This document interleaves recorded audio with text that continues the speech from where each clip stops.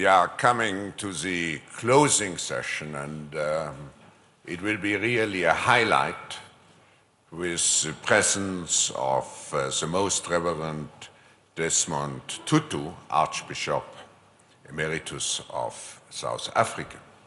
And I will have the honor to introduce you, Your Grace, but let me also introduce before the members of the panel.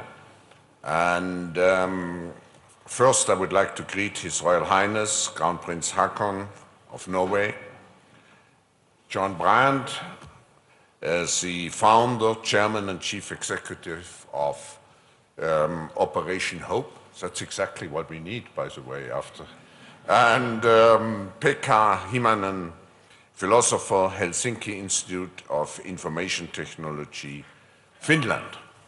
Now, this session is not just a session.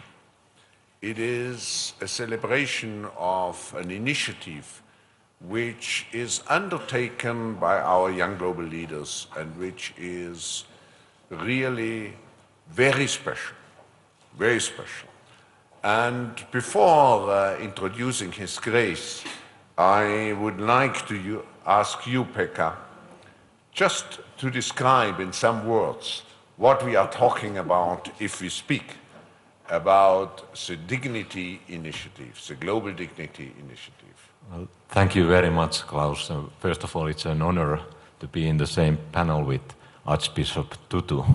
And together with Crown Prince Haakon of Norway and John Hope Bryant from the US, we started this Global Dignity Initiative, where the goal is that we cannot just be focused on economic development. We need a larger vision for the world, to what kind of a more dignified world we leave to our children and grandchildren.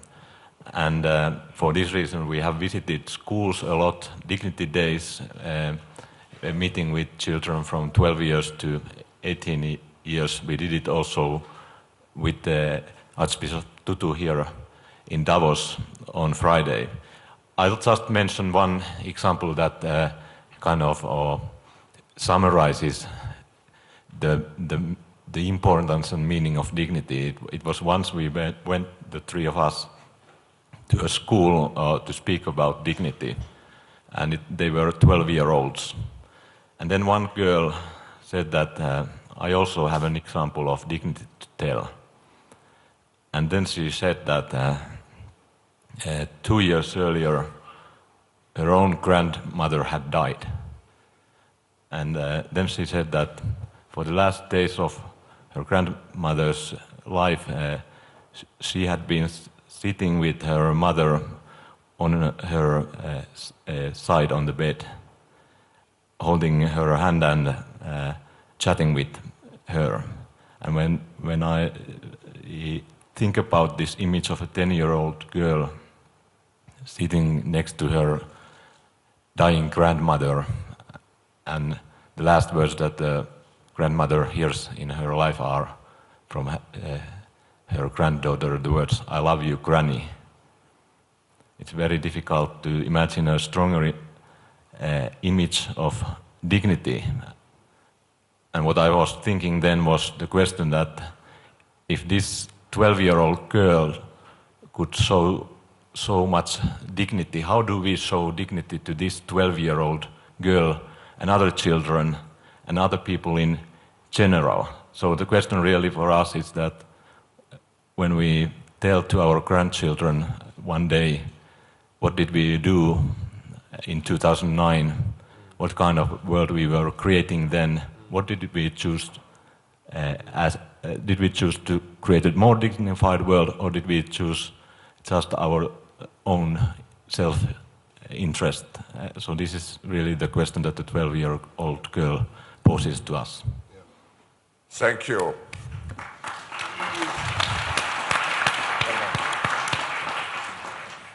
That's intergenerational responsibility if our young global leaders think of their grandchildren. but I have now the it's the honor to introduce you, Your Grace. You were actually the first black General Secretary of the South African Council of Churches in 1979. You spoke strongly and internationally for your cause, pushing for non-violent change and economic sanctions against South Africa. In reaction, you were submitted to a number of constraints, and you won, I think we all know, the Nobel Peace Prize in 1984. You were elected the first black Anglican bishop of Johannesburg. And in 1986, you were elected Archbishop of Cape Town, the highest position, I should mention, in the Anglican Church in South Africa. In 1989, you led a march to a whites-only beach where you and your supporters were chased off. And if you imagine, it's only 20 years ago. It's only 20 years ago.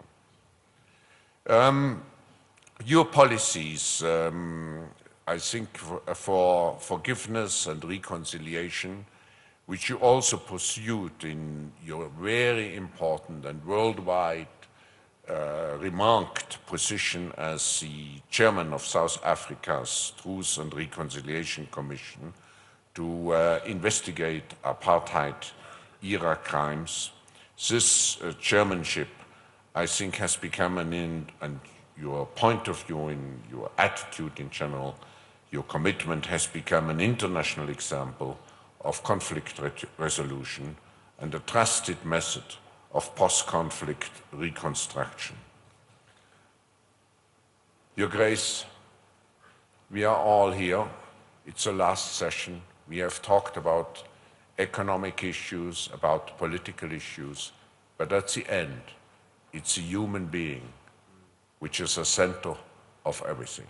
And I think this is also what your Dignity Initiative, or our Dignity Initiative, wants to express, and where His Grace, the Archbishop, I think is the finest example of this commitment to the human being at the center of everything. I invite His Grace to address us.